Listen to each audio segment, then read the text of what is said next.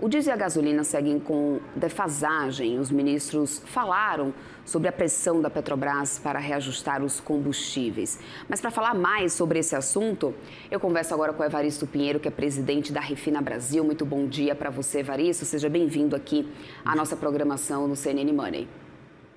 Bom dia, Débora. Prazer estar aqui com vocês. Evaristo, primeiro de tudo, eu quero entender um pouco sobre essa questão desse impacto atual da defasagem de preços da gasolina e do diesel no mercado brasileiro para as refinarias privadas. Essa defasagem, de que maneira ela tem prejudicado, e se é que prejudica de alguma forma, a competitividade do setor? Como que vocês estão conseguindo lidar com isso, Evaristo? Perfeito, Débora. Obrigado pela pergunta. Refina Brasil, uma breve apresentação. Congrega as refinarias privadas de petróleo, ou seja, as refinarias que não compõem o parque, né, da Petrobras, que é a outra player aqui que refina petróleo no Brasil. Esse mercado, ele é composto por 60%, né, do mercado é a Petrobras, né, no refino brasileiro, 20% somos nós, as refinarias privadas, e 20% é importado. Ou seja, o Brasil, que é autossuficiente na produção de petróleo, é deficitário em 600 mil barris por dia na produção de combustíveis. E, por óbvio, como a Petrobras representa, Débora, 60% do mercado de combustíveis e ela controla 93% da produção de petróleo, a gente vê facilmente que ela domina tanto a produção do principal insumo, que representa 90% do custo, quanto a produção dos combustíveis aqui. Então, ela faz o preço no mercado interno.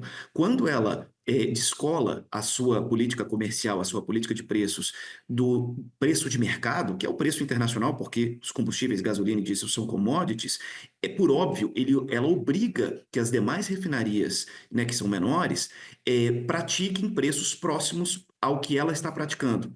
E como nós, né, não somos autoprodutores de petróleo, a gente acaba operando com margens negativas muitas vezes e a gente tem um prejuízo imenso. Isso é bom que se diga, não é um prejuízo apenas às refinarias brasileiras, é um prejuízo para outros setores, como o do etanol, e para a economia brasileira como um todo. Pois é, Evaristo. E aí, como é que você avalia essa questão dessa pressão sobre a Petrobras para reajuste de preços, né? Você acredita que o alinhamento ao mercado internacional seria a melhor abordagem para o país? Sem dúvida nenhuma, Débora, por três razões, por três ordens de argumentos, né? Como o próprio ministro Rui Costa, né? Você mostrou aqui aí agora há pouco a entrevista do Daniel Rittner com o ministro Rui Costa, comentou que a Petrobras hoje tem um colchão de amortecimento, né? Para estabilizar os preços. O que o ministro disse aqui, e aí trocando em miúdos aqui para a nossa audiência, é que a Petrobras está fazendo política pública, né? E a Petrobras, por lei, não pode fazer política pública. A lei das SA veda e a lei das estatais veda, né? A lei das SA obriga que né, empresa que opera em regime de direito privado, que é listada em bolsa, ela vise o lucro. E ela não pode abdicar do seu lucro por motivos não racionais.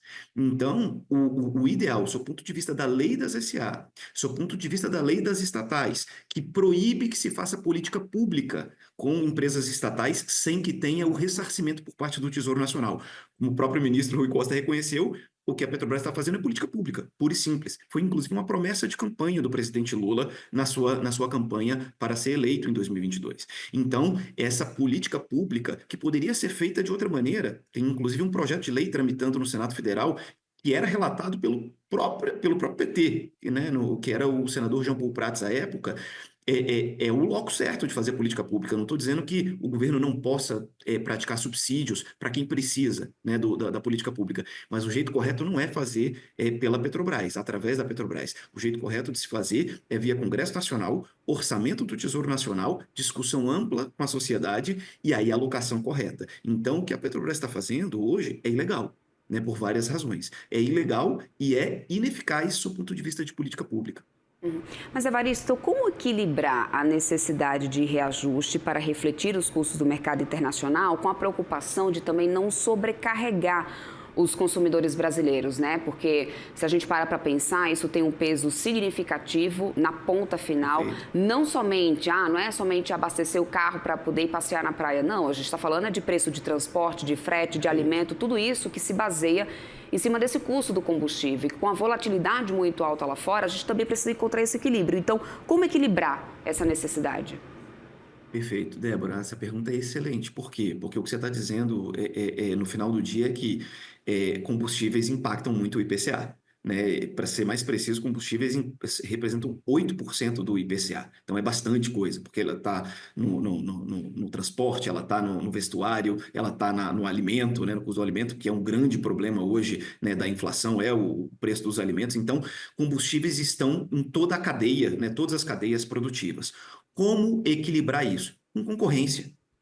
Não há outro remédio senão ter uma política de refino adequada para o Brasil. A gente tem várias falhas na política brasileira de refino, só que os governos, independentemente de cor partidária, que sentam ali, que montam, né, aquele conselho de administração da Petrobras, eles teimam em ser curto-prazistas, em olhar para o IPCA para a próxima eleição e não para fazer uma política de refino como ela deve ser feita. Como é que deve ser feita uma política de refino que gere concorrência e traga autossuficiência para o Brasil? Esse é o primeiro pilar de uma política de refino que o Brasil precisa implementar. Nós precisamos ser autossuficientes. A gente tem o petróleo, a gente pode agregar valor a esse petróleo. Todo dia que você acorda, Débora, e que nós brasileiros acordamos, a gente precisa trazer 600 mil barris de gasolina e diesel de fora.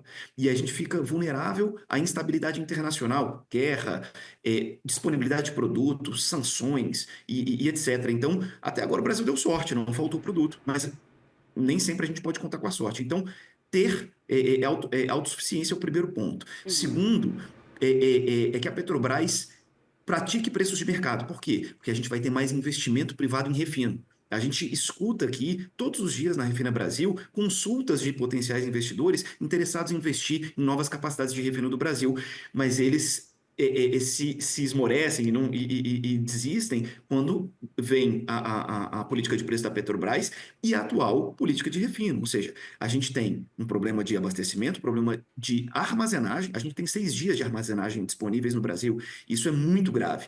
A gente tem a Petrobras, que é o price maker, né, que é o formador de preços fora, descolado do preço do mercado internacional, e a gente tem uma concorrência que muitas vezes desleal da Petrobras com as demais refinarias. Então, tudo isso precisa ser corrigido para que a gente tenha mais investimento. Com mais investimento, a gente vai ter mais concorrência e autossuficiência no refino. Aí sim, o Brasil vai ter preços adequados ao mercado internacional e o mais baixos possíveis. Eu acho que é esse o pacote que a gente precisa para ter combustíveis a um preço adequado e aí parar de depender de intervenção estatal para que o peso do combustível no IPCA seja uma constante na nossa, né, no nosso noticiário, na nossa preocupação.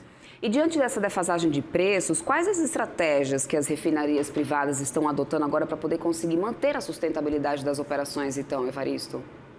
A gente tem buscado incessantemente petróleo barato onde quer que ele esteja. A gente tem um outro problema aqui, a gente tem uma dificuldade muito grande de adquirir petróleo brasileiro, porque a Petrobras, como eu disse, ela é responsável por 93% do mercado de petróleo brasileiro.